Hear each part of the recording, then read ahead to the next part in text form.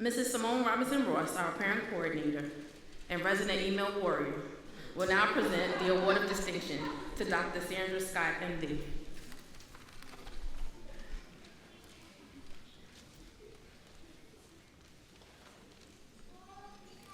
Edutopia.org states that through the arts, my apologies, excuse me, Dr. Sandra Scott has served as an interim CEO since January 2024. And as of Tuesday, June 24th, 2025, she is now the Chief Executive Officer at One Brooklyn Health.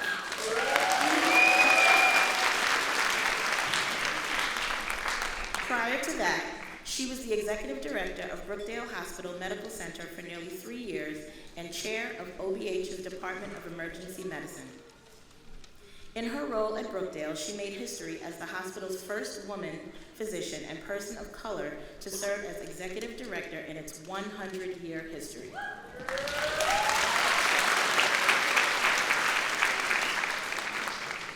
Dr. Scott has also led Brookdale's efforts to address health equity and Black women's maternal health issues.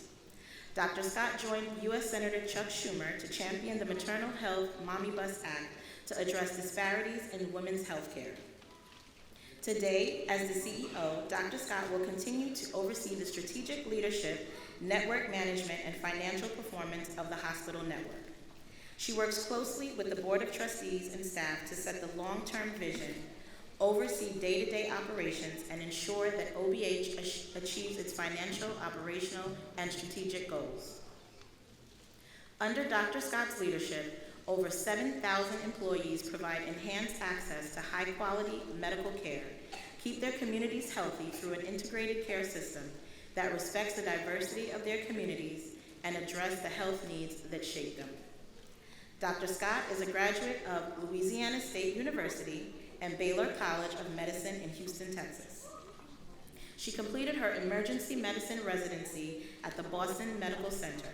She also served as the Chief of Service for Emergency Medicine at Rutgers, New Jersey Medical School and Chair of Emergency Medicine at Lincoln Medical Center in the South Bronx. Throughout her career, Dr. Scott has worked exclusively in safety net hospitals such as Kings County and Brookdale.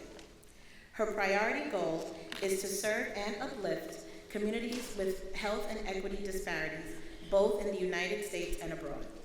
Please join me in presenting the IHPCH 2025 Award of Distinction to Dr. Sandra Scott.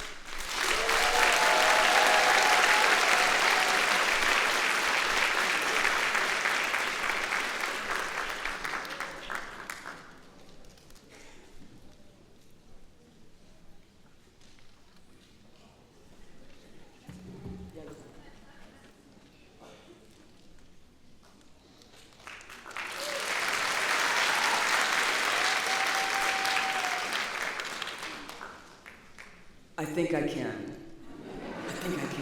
Well, thank you so much for those kind words. And, you know, it sounds like a lot when you describe my journey.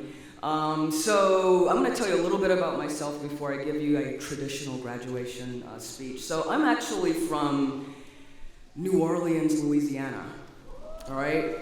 And at the time that I was born, which was a long, long time ago for many of you, you know, being a little Black girl in Louisiana was not easy. Racism was just a normal part of my daily life. I did not know any physicians except for my own pediatrician. There was a veterinarian in my family. My mother has a sister that was a nurse. And so I really didn't have access to someone who could explain to me the joys of healing in the traditional medical sense. My grandmother was a spiritual healer, and I used to sit with her when people would come to her house, and she'd put olive oil in their foreheads, and she would say beautiful spiritual things to uplift them. So through my grandmother, and to be quite honest with you, through a television show, which many of you probably don't know because it was on back in the 70s, but it was called Marcus Welby. And Marcus Welby was a family physician. And Marcus Welby did not look like me. No one on the Marcus Welby show looked like me. But through that television show, I was like, wow, you can combine science with the art of healing and make the world a better place. And so at the age of 6 years old, I decided I wanted to be a doctor. But before that, I wanted to be a tiger. And I was like, well, maybe I'll be a firefighter.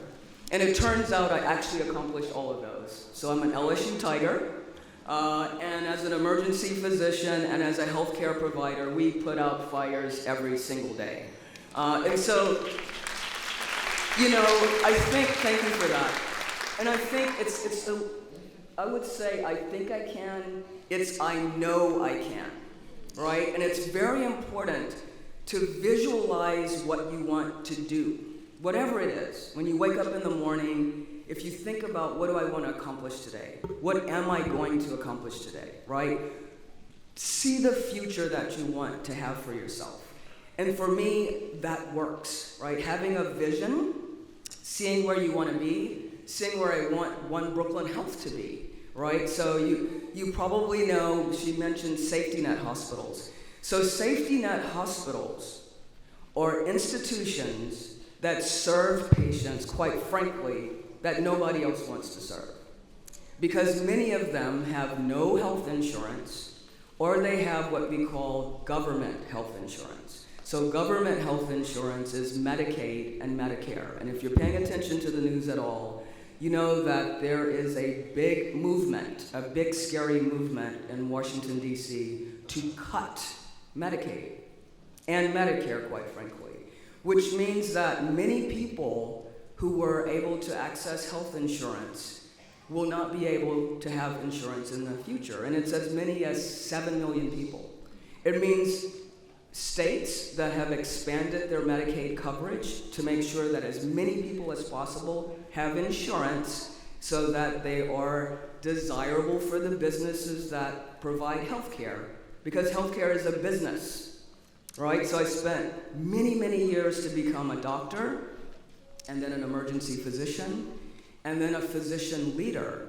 And I started to understand this is a business, right? So if the business is not making money, and the business is not able to reinvest in its staff, its people, the community, the business doesn't thrive, right? So it's very interesting that in the United States of America, right, we force poor people to either have no insurance or government insurance. There are some hospitals and some physicians who do not take government insurance at all because it pays about 60 cents on a dollar, right? So imagine if you were running your own business, which some of you will one day, and it cost you $1 to provide a service, and you got paid 60 cents or 65 cents, right?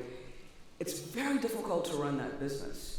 And you know, another way to think about it is you're constantly thinking about how do you put food in the refrigerator, how do you keep your lights on, and still have a positive outlook on the future.